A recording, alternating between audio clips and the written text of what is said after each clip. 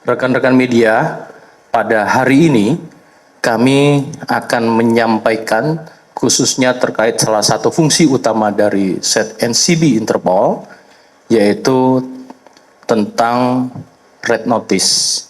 Ada beberapa hal nanti yang akan disampaikan oleh Sekretaris NCB Interpol. Tentu ini menjadi perhatian rekan-rekan dan terutama juga masyarakat umum. Kami sekali lagi komitmen baik terhadap kejahatan-kejahatan yang bersifat nasional, transnasional, dan bahkan juga internasional. Pertama-tama kami panjatkan puji dan syukur kehadirat Allah Subhanahu wa taala karena hari ini, hari Minggu tanggal 1 Februari, secara resmi kami sampaikan bahwa kami dari NCB Interpol Indonesia menyampaikan berita bahwa Interpol red notice atas nama Muhammad Riza Khalid atau disebut MRC telah terbit pada hari Jumat tanggal 23 Januari 2026 atau seminggu yang lalu. Dan setelah terbitnya red notice, kami menindaklanjuti upaya yang dilakukan oleh NCB Interpol Indonesia melakukan koordinasi tentunya dengan counterpart, baik counterpart asing maupun counterpart yang berada di dalam negeri, kementerian maupun lembaga.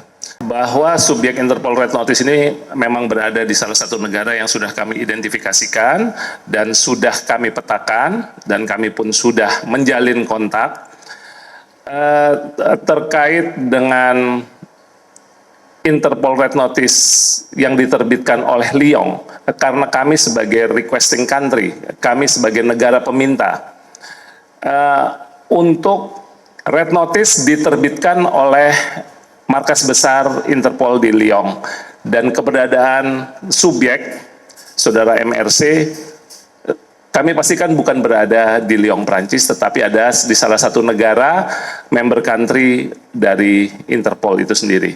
Nah, karena red notice ini berlaku di seluruh negara anggota Interpol, di 197 negara anggota Interpol, tentunya untuk ruang gerak dari subjek ini sangat terbatas, dan yang bersangkutan sejauh ini hanya memiliki satu paspor, yaitu paspor Indonesia, dan untuk keberadaan dari awal kami sudah mengetahui. Untuk itulah kenapa agak lama prosesnya.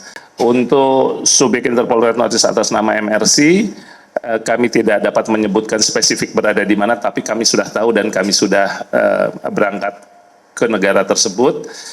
Untuk red notice ini disebar ke 196 member country dan tentunya sudah menjadi pengawasan dari 196 member country.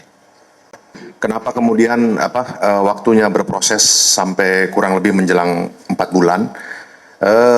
Memang ada sebuah mekanisme yang harus dilalui di kantor pusat Interpol di Lyon. Setiap usulan yang kita ajukan itu akan dilakukan sebuah proses assessment. Nah, asesmen itu akan dilakukan dengan melakukan pertimbangan-pertimbangan dari berbagai macam aspek. Kebetulan ada sebuah perbedaan melihat persoalan korupsi antara kita, sistem yang berlaku di negara kita, dengan korupsi yang berlaku di negara-negara lain. Sehingga asesmen kasus MRC membutuhkan waktu yang lebih lama, sehingga kita mencoba mengkomunikasikan bahwa persepsi tindak pidana korupsi di tanah air itu harus dibuktikan dengan adanya kerugian negara. Sementara di perspektif sistem hukum lainnya, korupsi itu tidak selalu identik dengan kerugian negara. Nah, kerugian negara ini dianggap sebuah peristiwa yang erat dengan dinamika politik. Nah, sementara Interpol adalah salah satu institusi yang tidak melayani kerjasama penegakan hukum yang beririsan dengan dinamika politik. Akhirnya dengan berbagai macam argumentasi dan pendekatan untuk meyakinkan pihak Interpol bahwa MRC perbuatannya adalah sebuah perbuatan yang patut diduga sebagai perbuatan pidana. Bahwasanya dipersangkakan sebagai tindak pidana korupsi karena penyidik meyakini bahwa ada sebuah kerugian negara yang timbul dari perbuatan yang dilakukan oleh MRC.